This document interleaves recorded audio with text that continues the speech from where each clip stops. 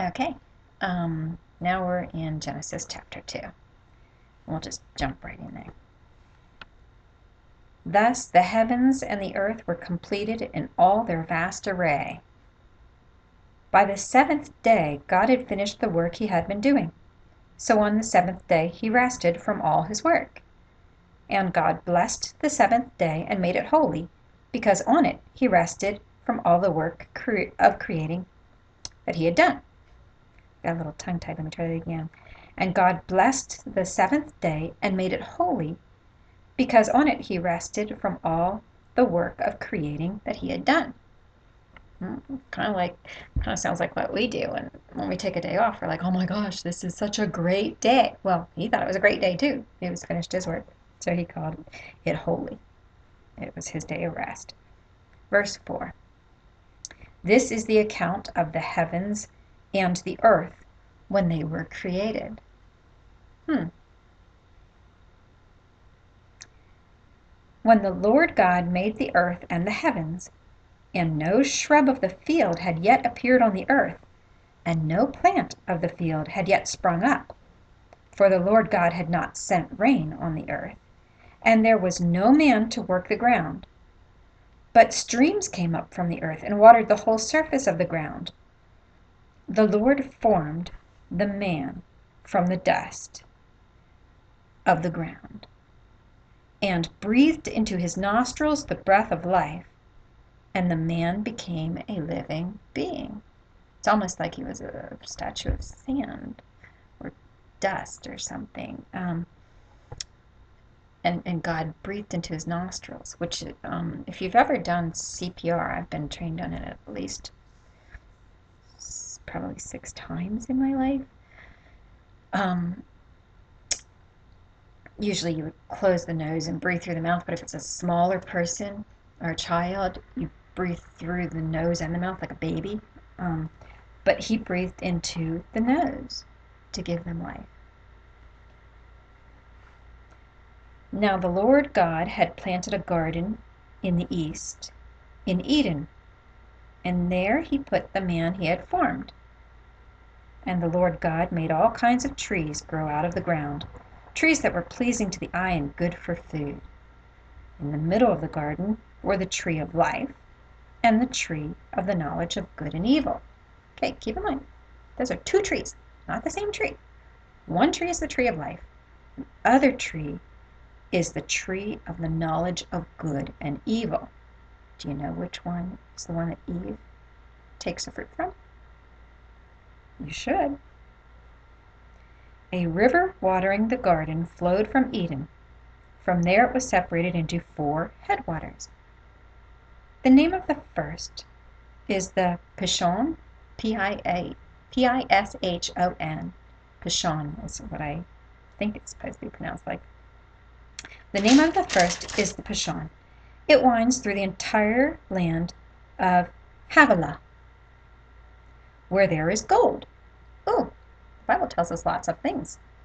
So if we want to find gold, I'm sure there was gold in the land of Havilah, Havilah.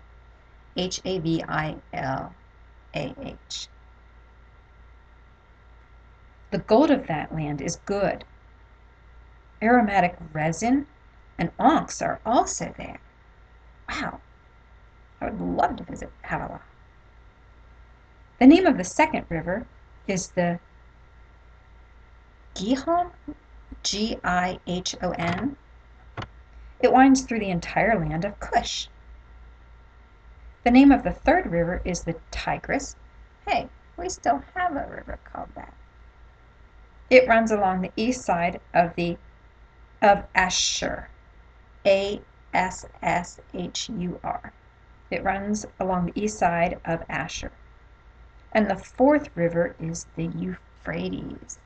We still have that, don't we? I mean, you hear about that. I mean, I've heard about it, so I would hope you've heard about it. Let me move this up a little bit. There, that's better. Okay. The Lord God took the man and put him in the Garden of Eden to work it and take care of it.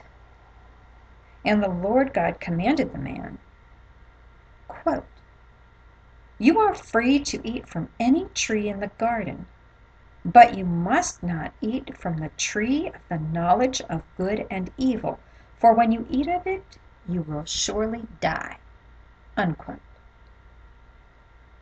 Got that?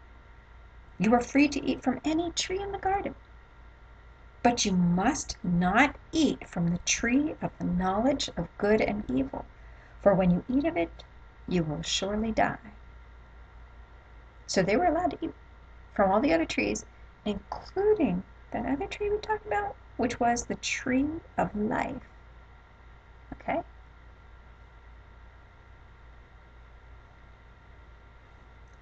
Now we're at verse 18 in chapter 2. The Lord God said, "It is not good for the man to be alone. I will make a helper suitable for him." A helper. Now the Lord God had formed out of the ground all the beasts of the field and all the birds of the air. Hey, so we're not the only ones made from the dust. He brought them to the man to see what he would name them. And whatever the man called each living creature, that was its name. So the man gave names to all the livestock, the birds of the air, and all the beasts of the field. But for Adam, no suitable helper was found. So God sent him all the animals. He names them all. But I think God was watching at the same time to see, I wonder if any of those can be like his friend, his helper. And at the end of all that, I was like, no, he still needs a suitable helper. Verse 21. So the Lord caused the man to fall into a deep sleep, maybe a coma. And while he was sleeping, he took one of the man's ribs and closed up the place with flesh. Then the Lord God made a woman from the rib he had taken out of the man, and he brought her to the man. Okay, I heard a little bit of medical stuff behind this. I've heard that now they can do a kind of surgery where they can cut the flesh from around the rib, take out part of the rib bone, close it back up, and then like the rib regrows or something. So a lot of people go around saying how Adam was one less rib, but if God did the surgery like what they do today, Adam was not one less rib.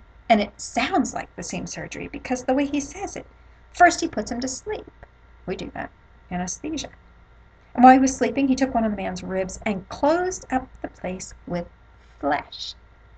So I don't think he means just the opening here. I think he in the outside of the skin, the epidermis and all. I think he means the flesh around the bone as well. Then the Lord made a woman from the rib he had taken out of the man, and he brought her to the man. Verse 23, the man said, "This is now bone of my bones and flesh of my flesh. She shall be called woman, for she was taken out of man." Woman has the word man in it. For this reason, a man will leave his father and mother and be united to his wife, and they will become one flesh. The man and his wife were both naked, and they felt no shame. Why did they feel no shame? Well, so far, they have not eaten of the tree of the knowledge of good and evil.